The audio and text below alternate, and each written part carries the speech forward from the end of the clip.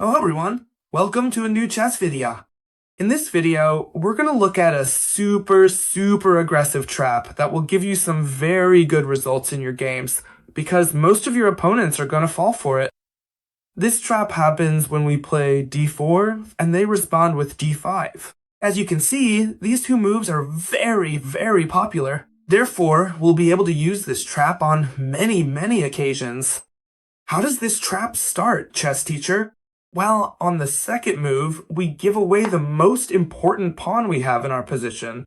Chess teacher, have you gone crazy? As I always say, yes, I have gone crazy, but this works. So here, what happens if we give away the most important pawn in our chess game?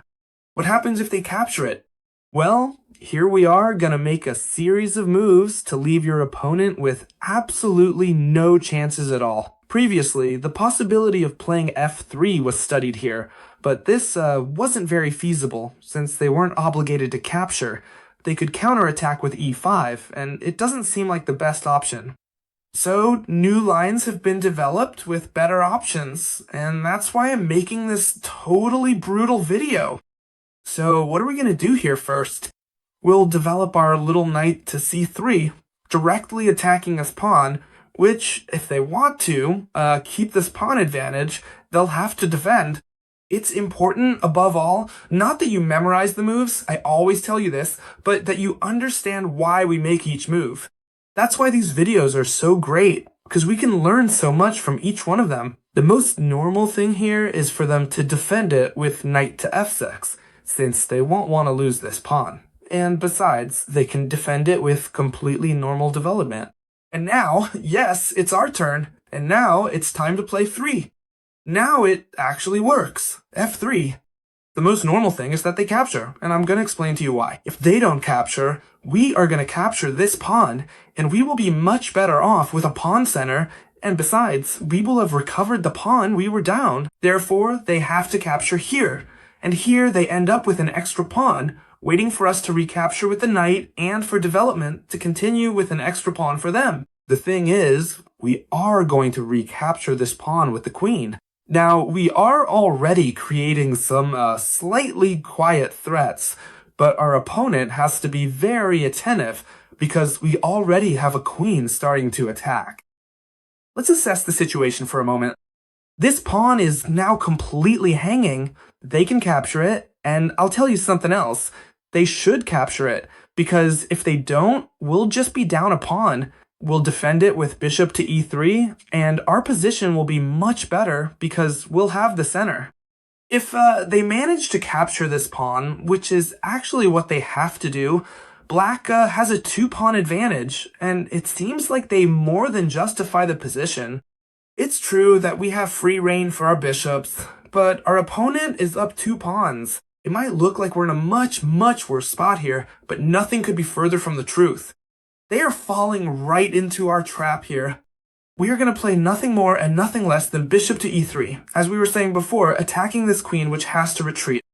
Since this queen is in the center of the board, we can choose. You already know that gambits sacrifice pawns to gain initiative and attack. Well, in fact, here we've given away 2 pawns, and we're gaining a ton of initiative by attacking the queen, which has to retreat, and we'll see where it can retreat to. A very logical idea that seems to be here for Black, and a dangerous one, is to place the queen on b4. Why? Because it's attacking this point, which doesn't seem easy to defend, and besides, it can always retreat again. Therefore, here and in the future when they test our bishop here, it seems like a very safe square. So let's first evaluate this option, queen to b4, and how we get out of it. The first thing you need to know is, we are going to castle, which seems like a huge mistake, and now I'm going to explain why. Surely many of you already see why it seems like a huge mistake. Yes, it defends this pawn here, but it has a very good move that we will see now. From the black side. First, let's quickly evaluate the position. We have our king safe, whereas the king of the black pieces still needs a few moves to castle. Now we can bring out our 2 bishops, while our opponent can only bring out 1 and has their queen very exposed.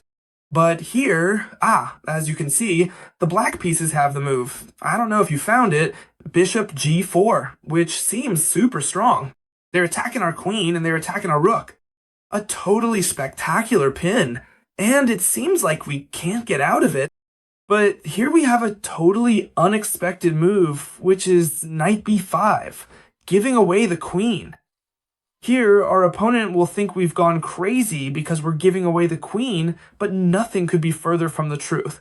If they capture our queen, thanks to the rook from the castling, we would jump with the knight to c7 and deliver a spectacular checkmate because the rook would cut off the king. Therefore, this queen can't be captured.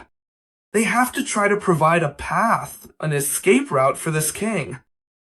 Here, the most played move is e5, to give it an escape route upwards. It doesn't seem like the best move, but, well, let's analyze how we end up if they play e5, since it's the most used move at this moment. There is a totally impressive move, and I challenge you to pause the video to see if you are capable of finding it, because it is a very difficult move to see. I'm telling you, I'll give you a heads up that the first move is to give this check with the knight, and the king, since this file is blocked, has to come here no matter what. How can we continue? This is the star move. Let's see if you're able to find it. Pause the video for a moment. Alright, now I'm going to tell you what the totally incredible move was. Queen takes pawn, giving away the queen. It's practically impossible for you to find the move, but if you found it, you're a genius. What is the reason for deflecting this queen? We are deflecting this queen, giving away the queen. The reason is to come in now with this bishop to deliver a brutal checkmate. The queen from here was defending the spot, now it's not. We deliver a brutal checkmate since this knight covers these two squares.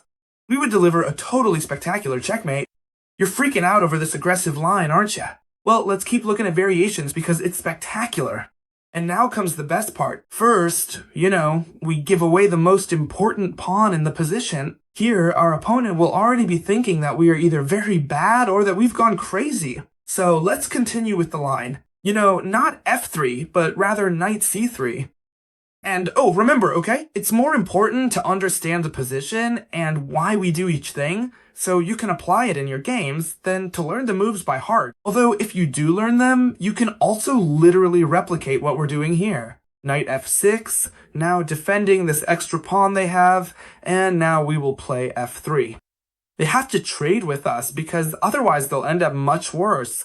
And instead of capturing with the knight, we'll capture with the queen to create multiple threats. We said that this pawn has to be captured, because otherwise they'll end up quite a bit worse in the position. We continue with bishop e3, attacking a queen that has to move, and we're gonna keep seeing what happens when they come here, because there are more options. You remember, right? When they attack us here, we have to castle, letting them pin our queen with the rook, which seems very scary.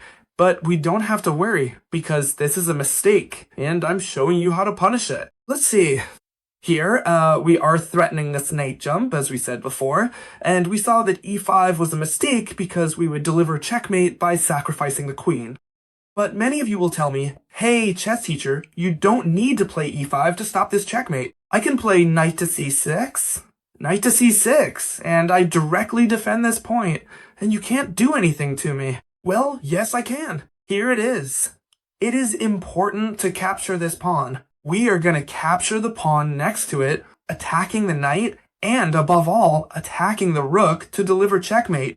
And now here they can play this move right here, attacking our queen, and with x-rays, the knight. Therefore, we couldn't capture, since they would take our knight, and on top of that, they would be attacking our rook. But nevertheless, here we have a totally masterful move. We have a checkmate in 2 moves. Come on, I invite you to find it. Pause the video, let's see if you're capable. And now, I'm gonna give you the solution.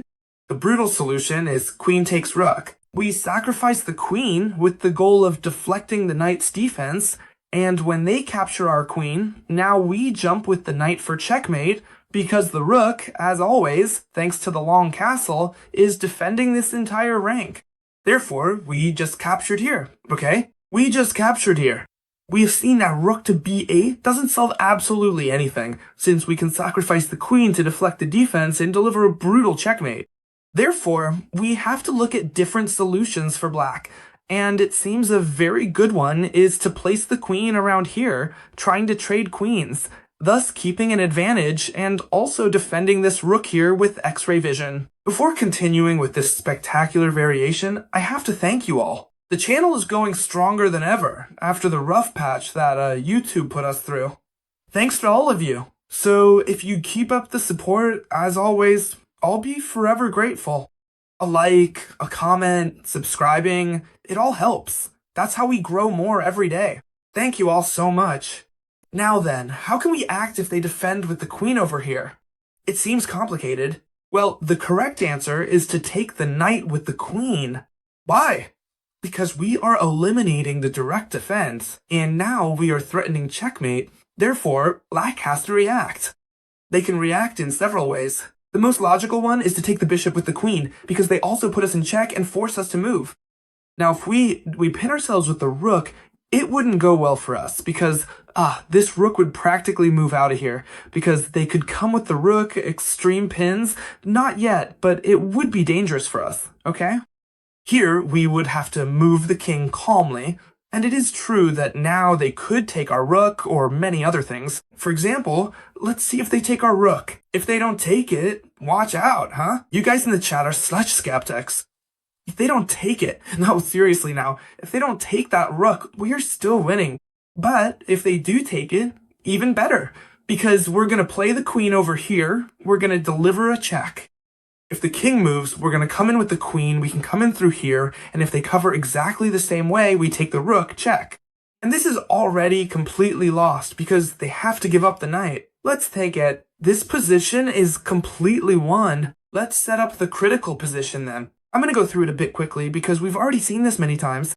If it hasn't been clear to you, you can look back a little bit on the board. f3, e takes f3, queen takes f3, queen takes d4, and now bishop e3 attacking this queen. We return to the critical position where we've been studying what happens if the queen comes here. But what happens if the queen comes here to try to force a queen trade, which seems to put us in quite a bit of trouble? Well, to see this, we're going to look at a real game between two very strong players, whose names I don't actually remember right now, to be honest. I was looking it up earlier, but I can't recall. And this is very important because we're going to see it in a real game. Later on, you guys are going to be playing real games against real people. Therefore, we need to see how people behave, and it's very important to understand these moves. Once the queen attacks us, we aren't interested in trading, since in a gambit, you know we shouldn't be giving away too many pieces. If we trade queens, we'll be left without many attacking prospects. Therefore, we'll calmly retreat it to the f2 square, and we'll continue the game for the black pieces. Here, the black pieces look to trade pieces, as always. Since they are attacking our queen and knight, we have to trade. Therefore, they were traded, and now they are attacking this point. Here, the white pieces castled. Therefore, we are following a fairly similar plan. Here, the black pieces played a 6, a bit passively, to try to avoid this check here, which seems like a good move. And here, the white pieces played knight f3. Why did they play knight f3? Well, knight f3 has a brutal threat right now, because they are threatening to jump with the knight, threaten the queen, and also, with the discovered attack, hit this point here, taking advantage of the file. Therefore, the black pieces here played f6 without thinking, to avoid these very, very dangerous knight jumps. Here, there was a very interesting move, which was to come with the rook over here, threatening this queen that was in the center of the board, and we take the opportunity to bring out our rook, then the bishop, and then double the rooks. But here in the game, bishop e3 was played. Also a good move, threatening a queen that had to retreat, and in fact, it retreated to the a4 square. Why? To attack this point here, the white pieces played a move that was too passive, which was a 3, and here they had a move that I'm going to show you that is totally spectacular. They had this move here to come with the queen trying to enter through this point. And the king here, almost completely exposed, wouldn't be able to do practically anything. Therefore, they would have to cut off this path with the most logical move, e5. And here there is a totally spectacular checkmate in 5 moves, which is practically impossible to see. If you want, you can pause the video, but it's very difficult to see. And here I'm going to show it to you. We sacrifice the bishop here. Watch these videos with a coffee or something. The truth is that ikke and I watch them. Let's get back to it. I'm getting sidetracked. Sacrificing the bishop. When they take it, we come in with the queen. Check. The king has to move. Now we come in with the bishop. Check. The king has to move. And now, yes, we finish it off with this totally brutal checkmate with a knight, since it can't be taken because of the pin from the queen. This isn't what happened in the game, but it could have happened, and it was wonderful. I wanted to show it to you because it was super beautiful. Therefore, we go back to the game where a 3 was played and things were prepared a little better and a little less risky, because they surely hadn't seen this combination. So let's continue with the game, because it really was also wonderful. As I say, e3 was played here, and black continued with the knight over here. Several key development moves were made in this sequence. First of all, we see the queen being placed over here on the same diagonal as the rook. Following that, the bishop was actively developed, and the other rook was also strategically placed in the center, looking directly at this critical point here. The pieces had been positioned in a way that they wanted to launch a brutal attack on the enemy king, who quickly castles to avoid being here in the center, which seemed very, very dangerous. How did the game continue? Well, what the white pieces did was pull the bishop back a little bit, the same as the black pieces, to clear the way for this e5 pawn and be able to develop their other bishop. Therefore, here, white has positioned their pieces in a way to be able to smash this long castle, starting with this move right here, delivering a brutal check to the king, where now there are two ways to continue, moving the king or playing the move e6, sorry. Two very logical moves, but both end up exactly the same. In the game, e6 was played, so let's see how the player with the white pieces continued to be able to smash this position, since it's super beautiful. If you want to pause the video, as always, and this is the last exercise I'm leaving you with, you can try to solve this exercise yourself. Here it goes. The white pieces played rook takes pawn, sacrificing the queen and sacrificing the rook. And we're going to see that it's spectacular. First, what happens if they take our queen? If they take our queen, we simply come in with the rook at the very end, double check. They can't take our rook, nor can they move the king away because it's a double check and the king can't go anywhere. Therefore, if they take our queen, it's checkmate on the next move. Sorry, this is here. There it is. Let's also see what happens if they take the rook, which is what happened in the game. Well, he simply took the bishop, check. This king has to move away. And now, yes, we sacrifice the queen for the rook. And when they take our queen, and once they take it, rook takes knight, checkmate. Which gives us a totally brutal lesson that this opening, this very aggressive trap, is very powerful. And if you are attacking players, you are going to really enjoy putting it into practice. Yes, if you want, you can put it into practice. I hope you loved this video. I had a great time, as always with you guys. Later, tomorrow, I'll be reading all your comments, as I always do on the daily video. You know, that a like gives me a lot of strength to keep uploading daily videos, and the same goes for a subscription if you like this channel. And activate, above all guys, activate the channel's bell, because that way, every time I upload a new video, YouTube will let you know, and send you a notification. So I hope you loved this wonderful video, that you save it, share it, and I'll see you in the next one, guys. Bye.